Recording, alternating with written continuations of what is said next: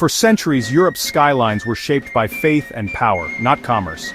The great cathedrals, Cologne, Notre Dame, were the skyscrapers of their time, their spires reaching for the heavens. These buildings were more than architecture, they were statements of purpose, visible for miles, guiding pilgrims and asserting the church's dominance.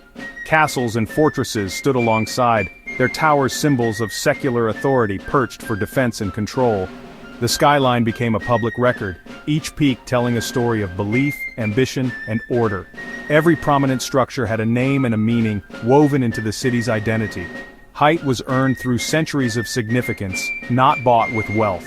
To build higher than the cathedral was once seen as hubris, a challenge to the established order. This reverence for the skyline became ingrained in the European psyche.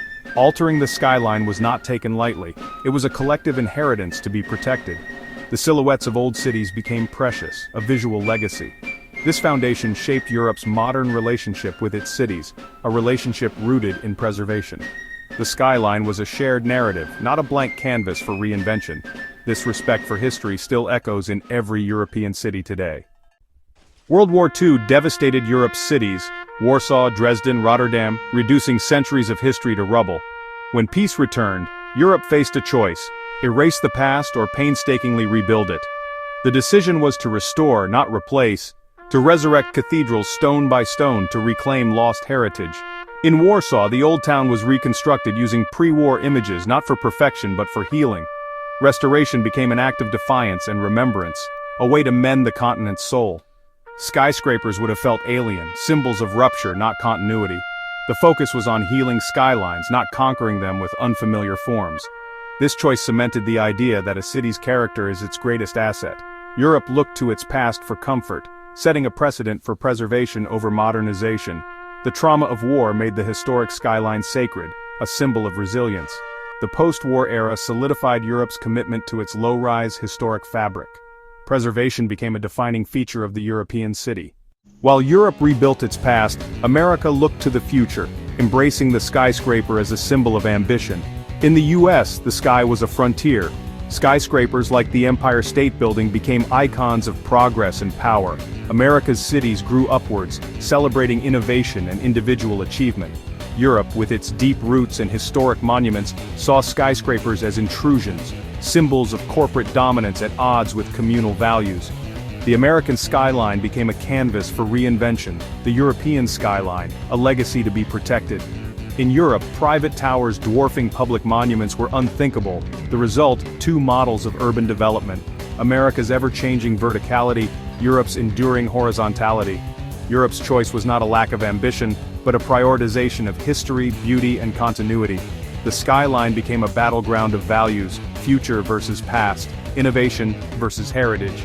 Each continent looked at the sky and saw something fundamentally different. Europe's low-rise skylines are protected by strict laws and cultural priorities. Paris enforces height limits to preserve its harmonious cityscape. Rome forbids buildings taller than St. Peter's Dome, honoring its spiritual heart. These rules are more than codes, they're statements of identity and respect for history. London, though more flexible, fiercely protects views of landmarks like St. Paul's Cathedral, clustering skyscrapers away from historic cores. Heritage laws and citizen groups act as guardians, ensuring the skyline remains a public good, not a developer's playground. The result is a careful balance, modernity in designated zones, history everywhere else. These frameworks reflect a belief that the skyline belongs to everyone. History has legal standing, shaping the future as much as the past. The story told by Europe's skyline is one of continuity and shared identity. In Europe, a city's identity is inseparable from its physical form. Prague's medieval streets, Florence's rooftops, Paris's boulevards. Skyscrapers disrupt this delicate human-scaled texture, threatening the walkability and vibrant street life that define European cities. For many, resistance to towers is about defending a way of life, not just aesthetics. High-rises can create wind tunnels, shadows, and a sense of anonymity, alien to Europe's communal ethos. Modern towers are often pushed to the periphery, La Défense in Paris, Zuidas in Amsterdam, preserving the historic heart. This separation is a compromised modernity without sacrificing tradition. The debate over skyscrapers is a debate over identity, economic engine or living museum. For most Europeans, the answer is clear: preservation comes first. The true greatness of a city lies in its story, not its height. Still, the skyscraper's allure hasn't vanished from Europe. Cities like Frankfurt and Warsaw now boast glass towers, symbols of financial power and post-Soviet resurgence. Yet, these new heights spark debate. Are they progress or do they erode unique character? Critics worry about environmental impact, social inequality, and the loss of history. Skyscrapers can create exclusive spaces, disconnected from street life. Europe stands at a crossroads. Preservation remains dominant, but global pressures push some cities upward. Cities like Rotterdam embrace innovation, while others fiercely protect their skylines. The future of Europe's cities is still being written, one skyline at a time.